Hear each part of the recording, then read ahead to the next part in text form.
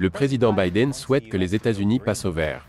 Cependant, il interdit l'exploitation minière nationale essentielle à la technologie verte, tout en encourageant l'exploitation minière à l'étranger où les impacts environnementaux sont pires.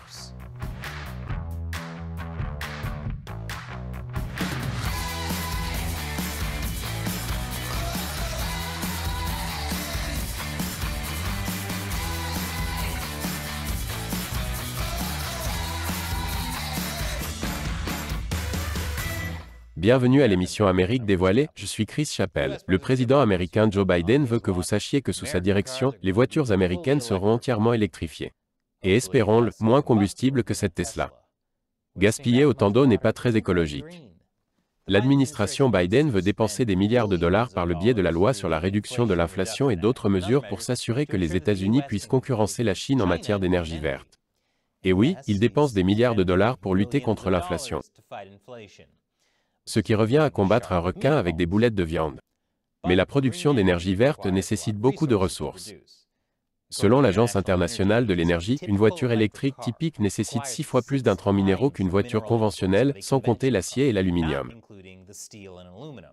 Et il n'y a pas que les voitures électriques. Les métaux des terres rares comme le lithium, le nickel, le cobalt, le manganèse et le graphite sont essentiels à la construction de tous les éléments, des panneaux solaires aux éoliennes en passant par les batteries électriques.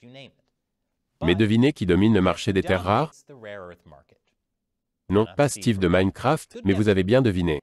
C'est la Chine. La Chine possède plus de réserves de terres rares et contrôle plus que tout autre pays l'extraction des terres rares dans le monde. Les États-Unis, en revanche, importent plus de 80% de leurs terres rares de l'étranger.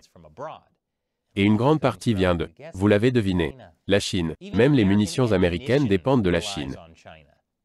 Oui, les États-Unis obtiennent des balles d'un pays qui veut les voir détruits. C'est comme si les Tortues Ninja recevaient leurs armes de Shredder. Si vous voulez en savoir plus sur le complexe militaro-industriel américain, regardez notre dernier épisode sur notre nouvelle chaîne Gamers Unbeaten. Nier Automata déconstruit le complexe militaro-industriel.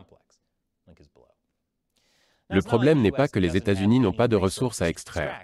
C'est juste que les États-Unis exploitent à peine les minéraux de terres rares à l'intérieur de ses frontières.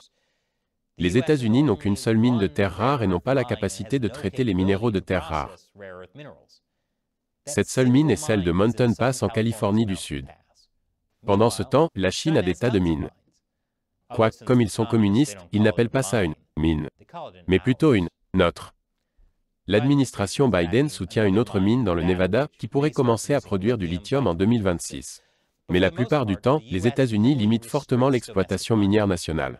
Je suppose que Biden est plutôt du genre à jouer à Fortnite. Parmi les exemples récents, l'administration Biden a bloqué le développement de la mine de Pebble en Alaska, alors qu'il s'agit de l'un des plus grands gisements de cuivre et d'or au monde. Cette décision a été prise quelques jours après que l'administration Biden a également imposé un moratoire de 20 ans sur l'exploitation minière dans la région sauvage de Boundary Waters Canoe Area, dans le Minnesota. L'année précédente, le gouvernement Biden avait sanctionné 2 baux miniers fédéraux dans la Superior National Forest, juste au sud des Boundary Waters. Biden dit que c'est pour des raisons environnementales. Mais une partie de moi se demande si Biden n'a pas peur que les mineurs découvrent encore plus de documents confidentiels qu'il a égarés. Allez, Joe. Les écologistes ont fait valoir que l'exploitation minière dans ces zones produirait des produits chimiques toxiques qui nuiraient à l'environnement et aux créatures voisines. Ils ont également fait valoir que les interdictions permettraient d'honorer les territoires des Amérindiens et de protéger le tourisme naturel. Ce sont des préoccupations valables. D'un autre côté, à long terme, les interdictions d'exploitation minière aux États-Unis pourraient nous exploser à la figure. Comme une batterie Tesla. J'en dirai plus après la pause. Bienvenue à nouveau. L'administration Biden fait pression pour plus d'énergie verte, mais pour construire l'infrastructure nécessaire. Les États-Unis ont besoin de minéraux de terres rares. En grande quantité. Le problème est que les États-Unis ne veulent pas encourager l'exploitation minière nationale. Ils veulent s'assurer qu'elle ne dévaste pas l'environnement local. Il n'y a rien de mal à cela. Nous devrions faire de notre mieux pour protéger l'environnement. Le problème, c'est que parfois, des politiques dotées de bonnes intentions peuvent néanmoins se révéler peu judicieux. Par exemple, en 2017, l'État du Maine a adopté la loi sur l'extraction des métaux la plus stricte du pays. C'était en réponse à une étude de 2013 où les chercheurs ont trouvé des preuves de fuite de métaux toxiques provenant d'anciennes mines. En conséquence, le Maine a interdit toutes sortes de mines, y compris les mines à ciel ouvert de plus de 3 hectares. Même si les métaux toxiques provenaient de pratiques minières désuètes et douteuses faites dans les années 1960. Puis, 4 ans plus tard, un couple propriétaire d'un terrain dans le Maine a découvert un énorme gisement de lithium, qui serait extrêmement utile pour alimenter les véhicules électriques. Sans parler du traitement de la dépression. Quelqu'un ne va-t-il pas penser aux compagnies pharmaceutiques? Et pourtant, à cause de la loi, le lithium qu'ils ont trouvé ne peut pas être extrait. C'est un peu un oubli. Même certains partisans de la loi du Maine de 2017 ont admis que la loi n'avait pas été écrite en pensant au lithium. Mais ce n'est qu'un exemple spécifique. En général, plutôt que d'ouvrir davantage l'exploitation minière nationale, la politique de l'administration Biden est de s'appuyer sur les importations étrangères, tout comme pour le pétrole. Et quel meilleur endroit pour extraire des ressources que l'Afrique? C'est sans doute la deuxième chose la plus bouleversante que j'ai appris. Les États-Unis ont importé de l'Afrique. Les États-Unis ont récemment signé un protocole d'accord avec la République démocratique du Congo et la Zambie pour financer des projets miniers. Mais ces pays ne sont pas exactement les modèles parfaits en matière de conditions de travail de qualité et de transparence, surtout en ce qui concerne les enfants. D'un autre côté, il n'est jamais trop tôt pour commencer son premier job. Il s'agit d'une photo réelle de la République démocratique du Congo montrant une femme et un enfant brisant des roches extraites d'une mine de cobalt. Pourtant, le département d'État américain affirme qu'il développera une chaîne d'approvisionnement en batteries électriques qui sera ouverte et transparente et créera une transition énergétique juste pour les travailleurs et les communautés locales. Oh, donc les choses vont s'améliorer comme par magie parce que les minéraux viendront de l'étranger au lieu des États-Unis. Parle-t-il de l'exploitation minière en Afrique ou du pays imaginaire? Leur plus grand gisement de minéraux est constitué de boules de gomme. Maintenant, la question de savoir si les États-Unis vont réellement faire quelque chose contre le travail des enfants et les mauvaises conditions de travail dans ces pays est toujours en suspens. L'intervention politique américaine à l'étranger a un bilan mitigé. Mais il semble hypocrite que les États-Unis financent l'exploitation minière dans ces pays après avoir dénoncé la Chine pour l'exploitation des enfants dans les mines africaines. Il est également hypocrite que les États-Unis mettent tellement l'accent sur le maintien de la propreté de l'environnement à l'intérieur de leurs frontières, alors qu'ils sont tout à fait d'accord pour que d'autres pays aux réglementations environnementales plus laxistes fassent le sale boulot. Littéralement. C'est comme si quelqu'un se vantait d'être un vegan aimant les animaux tout en commandant un manteau de fourrure en peau de bébé loutre sur Amazon. La République démocratique du Congo et la Zambie ont un bilan médiocre lorsqu'il s'agit d'assurer la sécurité de l'exploitation minière pour les personnes et l'environnement.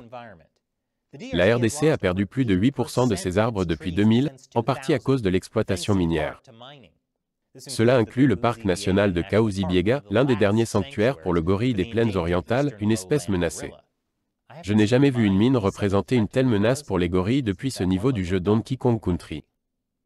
Pendant ce temps, en Zambie, de nombreuses villes présentent des niveaux élevés de plomb dans le sol, et la pollution de l'eau liée à l'exploitation minière provoque des rivières d'acide. De nombreux autres pays en développement où les réglementations environnementales sont insuffisantes sont confrontés à des problèmes similaires. Ceux-ci, à leur tour, nuisent à davantage de personnes, d'animaux et d'arbres en général. C'est évidemment la raison pour laquelle les États-Unis veulent obtenir leurs minéraux de ces pays. C'est tellement moins cher et plus pratique puisque les États-Unis n'ont pas à se soucier de l'environnement ou des droits de l'homme.